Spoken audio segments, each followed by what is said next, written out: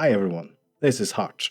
Today I want to talk about the Expedition wipe, or rather, the start of a fresh Season 3 in Ark Raiders.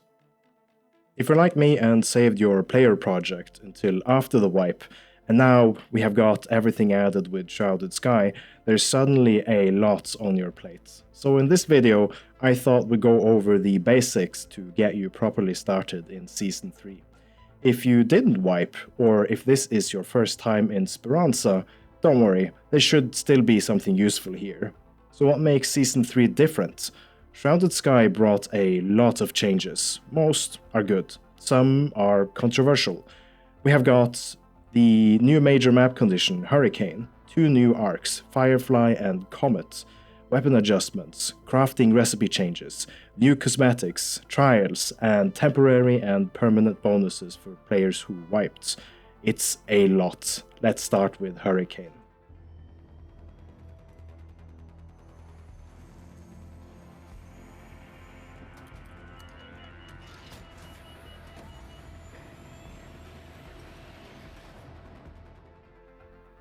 Hurricane is the newest major map condition. It introduces strong winds and debris that constantly chip away at your shield. Its modifiers are increased loot value, debris affects shield, higher threat arcs. Increased loot value is almost an understatement. Raider caches during Hurricane are incredibly strong. Blueprints, upgraded weapons, consumables, it's one of the best farming conditions right now. Patch 1.18 slightly reduced blueprint drop rates and increased other drops, but first wave caches are still very strong. The storm itself creates a trade-off. Your shield gets chipped away constantly, and when it glitches out, it lights you up, making you more visible in the storm. So you can, for example, run shieldless to reduce visibility, but that's risky. If someone doesn't see the visual glitch and just sees a player, you're getting shot anyway. Personally, I prefer medium shields and recharging indoors at around 50%. If you use a surge shield recharger, you can refill instantly. Normal rechargers are slower, and any shield damage cancels them. Movement is also affected. Headwinds slow you down and increase stamina drain. Tailwinds make you faster and extend your slides. Arcs are affected too. Combine that with higher threat spawns and new spawn points, and you'll occasionally run into heavy arcs in places you're not used to seeing them. If a flying arc has the wind at its back, it will catch you quickly. All in all, Hurricane is a major addition. It changes movement, visibility, combat pacing, and it's one of the best conditions for farming gear right now. Let's talk about the new arcs, Comet and Firefly. The Comet is a pop on steroids. It's chunkier and deals 150 damage on explosion. If you let it detonate, you will lose valuable drops like Explosive Compound and the Comet Igniter, which is now required for crafting deadlines.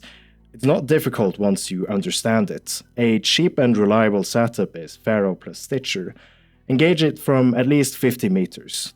Dump Pharaoh shots into it while it closes the distance. When it's close and exposed, switch to Stitcher and empty the mag into the core. That's it. You can use 2 Seeker grenades or 2 Hull Cracker shots, but Seekers are valuable for trials. Keep economy in mind, especially early wipe. Cheap and reliable wins long term. The Firefly is basically a hornet with a flamethrower. It sounds scary, but it's really not. It has poor range and limited mobility, which means it needs to get close to be effective. The mistake players make is fighting it in the open, or pulling it with other arcs. Its weak spots are the fuel tank, the red glowing eye, and its propellers. You can kill it with 2 shots by breaking propellers from flank or above. With something like an anvil, break a front propeller, then finish the exposed rear one. If you're in cover, shoot the fuel tank to ignite it. Let it burn, then finish it when it reloads. If you're caught in its flamethrower, stand your ground and aim for the eye or the tank. You will usually outdamage it. It drops the Firefly burner, which is now required for crafting trailblazers. Season 3 toned down the Stitcher, Vanitor, and Kettle. They weren't gutted, luckily. just adjusted enough to give breathing room to other weapons. Most players seem to be fine with that. Crafting changes are way more controversial. Wolf packs and deadlines are harder to craft due to arc-specific components, especially Rocketeer drivers. Personally, I think tying strong explosives to stronger arcs is fine. Wolf packs and deadlines trivialized some encounters. The issue is the time investment. Casual players will feel this more than sweatlords who can farm endlessly.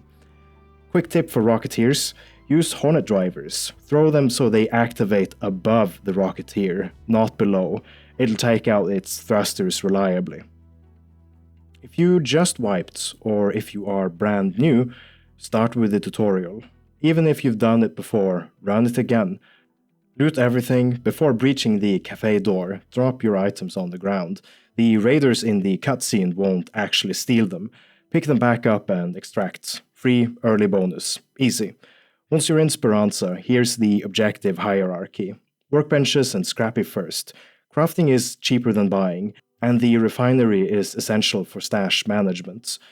Then trials, but only when the right map and condition align. Then quests, combine them with whatever materials you are farming. Then player projects, then expedition. That order keeps your progression stable and resource efficient. Inventory space is limited. Most new players struggle here. Refine materials, always. Cloth into durable cloth, arc alloy into arc motion core or circuitry, and so on. Yes, you lose a tiny bit of raw value, but you consolidate resources and grow long-term stash value. Repair and upgrade your gear instead of hoarding duplicates. Attach your weapon mods instead of storing them. Sell or recycle excess ammo and throwables you're not actively using. Space is progression. Two tools I personally use: ArcRaidersMap.app and Metaforge. Not sponsored, just very useful. ArcRaider's Map gives you an interactive map with arc spawns and resources, and Metaforge tracks map rotations and event timers, which is essential because, frankly, ArcRaider's map conditions are dogshit and almost too consistent, especially for EU players. Being able to check map conditions in a browser saves you time and frustration. Overall, Season 3 is off to a strong start. Whether it stabilizes player count remains to be seen, but Shrouded Sky is the most meaningful update we've had this year. I enjoy wiping. There is something special about everyone starting fresh, even if the Sweatlords have hull crackers within 24 hours.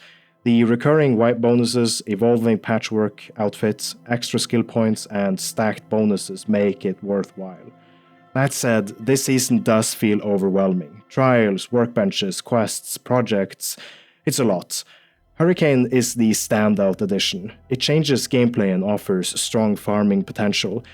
If you found this guide useful, let me know, and thank you so much for the support on the previous Trials video. That response genuinely means a lot. Take care of each other when going topside, and happy raiding.